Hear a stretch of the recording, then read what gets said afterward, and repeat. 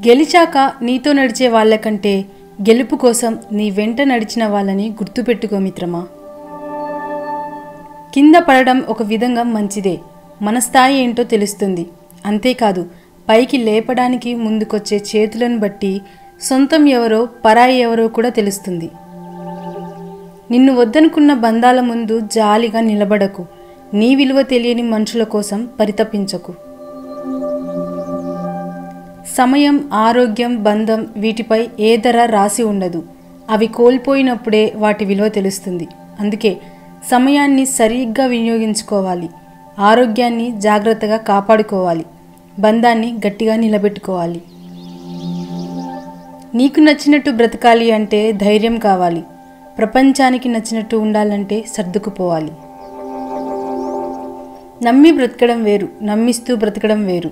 నమ్మి బ్రతకడంలో ప్రేమ ఉంటుంది, నమ్మిస్తూ బ్రతకడంలో స్వార్థం ఉంటుంది. మనం చేయాల్సిన కష్టం చేయకుండా కాలాన్ని, అదృష్టాన్ని నమ్ముకోవడం సరైనది కాదు.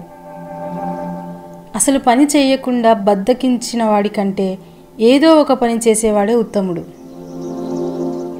పొరపాట్లు, వైఫల్యాలు, హేళనలు, తిరస్కారాలు ఇవన్నీ అభివృద్ధిలో భాగాలు.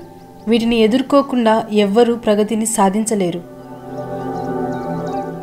కాలం నువ్వు కలిసే వ్యక్తులను నిర్ణయిస్తుంది, హృదయం మీరు కోరే వ్యక్తులను నిర్ణయిస్తుంది.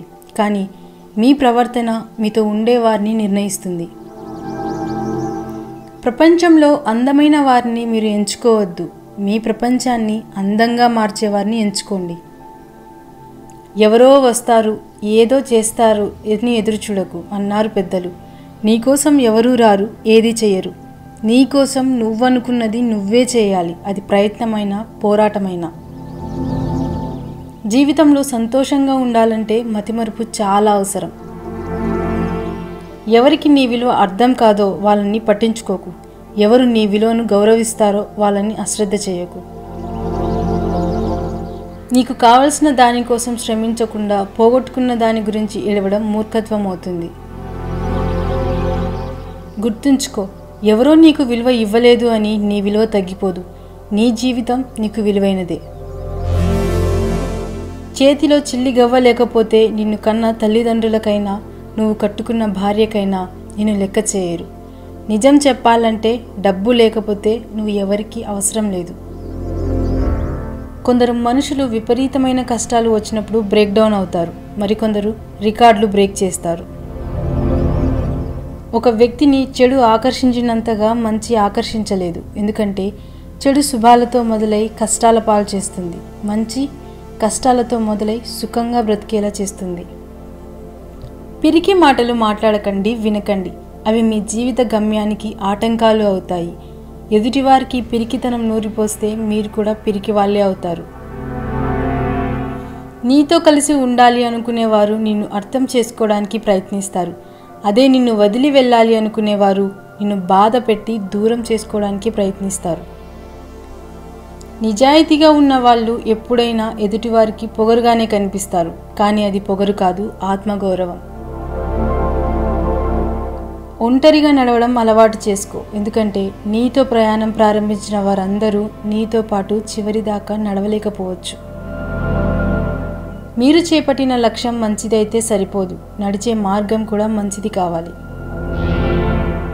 ఓపికగా ఉండడం ఎంత ముఖ్యమో కొన్నిసార్లు తొందరపాటు కూడా అంతే ముఖ్యం. నరం లేని నాలుకను, అమితమైన కోపాన్ని, ఉప్పొంగే ప్రేమను అదుపులో పెట్టేవాళ్ళు గొప్పవాళ్ళు. మీకు అవసరం, అవకాశం లేనప్పుడు ఎలా ఉన్నారో, అవసరం, అవకాశం వచ్చినప్పుడు కూడా అలాగే ఉండడమే నిజమైన వ్యక్తిత్వం. మీరు భయాన్ని జయించాలి అంటే కూర్చొని ఆలోచిస్తే గెలవలేరు. బయటకు వెళ్ళి పోరాడండి, తప్పకుండా గెలుస్తారు. జీవితంలో మీ కళ్ళు చూసిన నిజాల కంటే మీ చెవులు విన్న అబద్ధాలే ఎక్కువగా ఉంటాయి. డబ్బు ఉంటే ధనవంతుడు అంటారు, అదే దానం చేస్తే భగవంతుడు అంటారు. ఇది తెలియక చాలామంది ధనవంతులుగానే మిగిలిపోతున్నారు. దీపం మీద కోపం వస్తే చీకటి అయ్యేది మీకే. ఆకలి మీద కోపం వస్తే కడుపు మాడేది మీకే. ఇష్టమైన వారి మీద కోపం వస్తే ఒంటరి అయ్యేది కూడా మీరే.